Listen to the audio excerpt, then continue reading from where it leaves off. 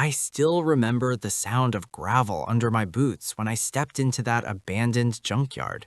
No signs, no guards, just rust, silence, and forgotten metal. I wasn't looking for fame or views that day. I was looking for a story, and that's when I saw it. Half buried in weeds and scrap, covered in decades of dust and corrosion, there it was, a 1967 Dodge Charger. The shape was barely recognizable, the body eaten by rust, windows shattered, tires flat and melted into the ground. Most people would see trash. I saw history. I walked around it slowly, filming every angle. The smell of oil, wet metal, and time itself was in the air. This car once ruled the streets. Now it was forgotten, abandoned, waiting for its last chapter, or a second life.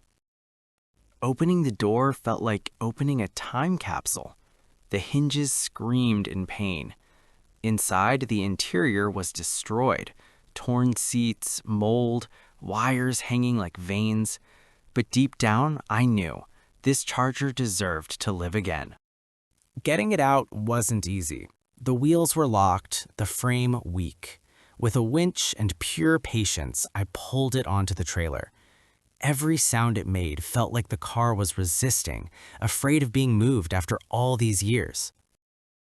Back in my garage, under proper light, the damage looked even worse. Rust holes through the body, bent panels, missing parts. Many would quit right there. But restoration isn't about convenience. It's about respect. I started with a full teardown. Every bolt, every panel, every broken piece was removed and documented. This wasn't destruction, it was preparation. You can't rebuild something unless you understand it completely. The body was the hardest part.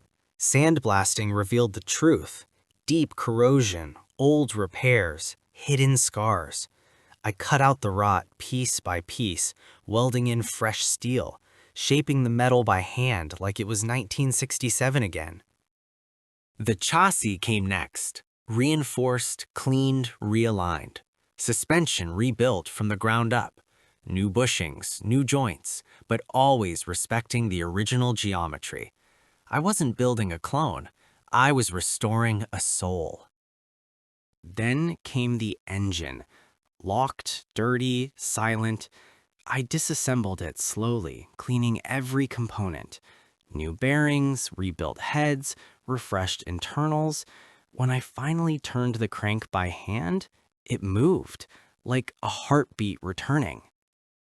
The paint choice mattered. I stayed true to the era. Deep, classic muscle car color. Glossy, but not flashy. Watching the first coat go on felt unreal. The Charger was finally visible again. Interior work followed. New upholstery, restored dashboard, original style gauges. I wanted the inside to feel exactly like it did when someone first sat in it over 50 years ago.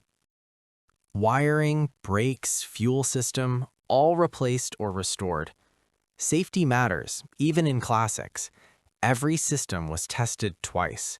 No shortcuts. This car had waited too long to be rushed. The first start is always the moment of truth. I turned the key. Silence. Then suddenly, ignition. The engine roared to life, loud, raw, alive.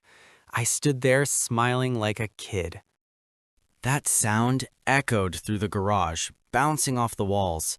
The same sound people heard in the late 60s. Time collapsed into one moment. The first drive was emotional. Every vibration, every gear change reminded me why I do this. This wasn't just a car anymore. It was proof that nothing truly great should be abandoned. From a forgotten wreck in a junkyard to a living legend on the road, this Dodge Charger earned its second chance, and I was honored to be part of its journey. Restoration isn't about money or views. It's about saving stories, craftsmanship, and history from disappearing forever. If this charger could come back from rust in silence, maybe it reminds us that anything broken can be rebuilt with time, patience, and passion. Thank you for watching this restoration story. If you enjoyed this journey, please support the channel. Hit the like button, leave a comment, and subscribe. Your support keeps these forgotten legends alive. See you in the next restoration.